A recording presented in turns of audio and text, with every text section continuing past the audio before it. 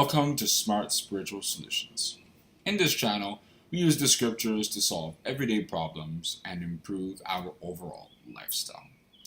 In this video, I want to talk about showing compassion to those in need. Compassion is a really good virtue because there are many people who are in need of different things. Financial need, they have families they want to raise, but they don't have a lot of money to spare, or even just themselves, they're poor, so they don't really have a lot of money to use. Or it could be emotional needs, they don't have a companion, they don't have a friend, or whatever it is. They don't have someone to share their lives with and generally be with. So compassion allows us to be of help to those kinds of people. If we don't have compassion, then when we see someone in need, we'll just say, oh, whatever, let the person be in need forever. When we have compassion, we can now be of help to them. John the Apostle spoke about this in his first epistle in 1 John chapter 3, verses 17 and 18. But whoso hath this world's good, and seeth his brother have need, and shutteth up his bowels of compassion from him, how dwelleth the love of God in him? My brethren, let us not love in word, neither in tongue, but in deed and in truth. We should learn from God Almighty because He is someone who has a lot of compassion. As the psalmist said, but thou, O Lord, art a God full of compassion and gracious, long-suffering, and plenteous in mercy and truth.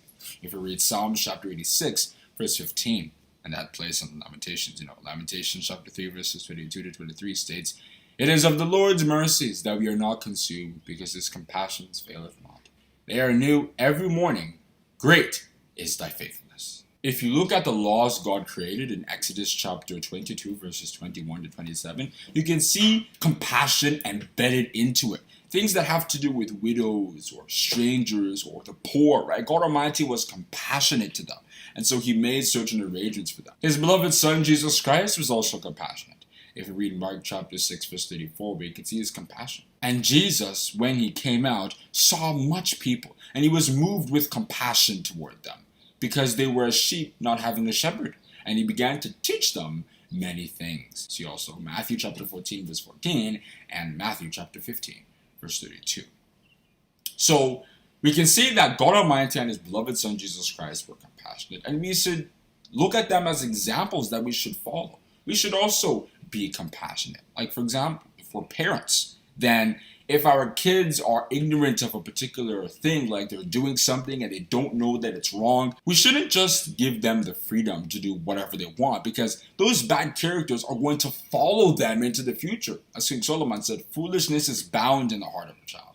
So we're not being compassionate if we allow the foolishness to follow them to their adulthood. So instead, we should be compassionate and try to educate them about what's right, so that in the future they can do what is good before God. As King Solomon said, train up a child in the way he should go, and when he is old, he will not depart from it, according to Proverbs chapter 22, verse 6. But compassion actually goes beyond that. There is spiritual compassion, which stems from God Almighty and comes down to us. If you look at the compassion the Apostle Paul spoke about in Romans chapter 5, verse 8, concerning Christ as a ransom sacrifice, you can see that was love that God Almighty expressed.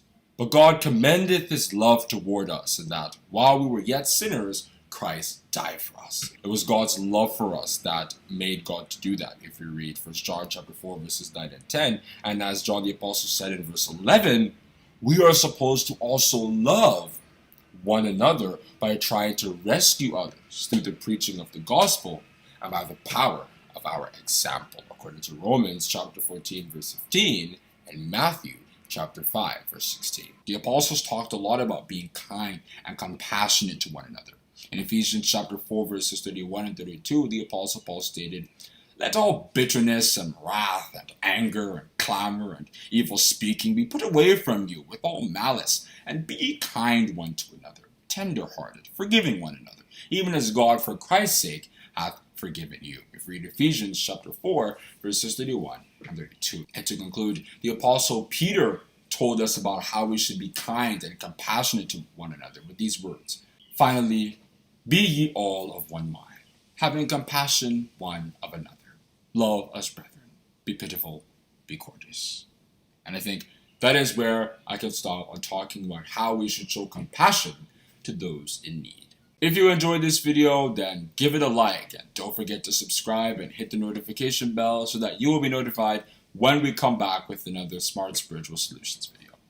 Have a great day and God bless you.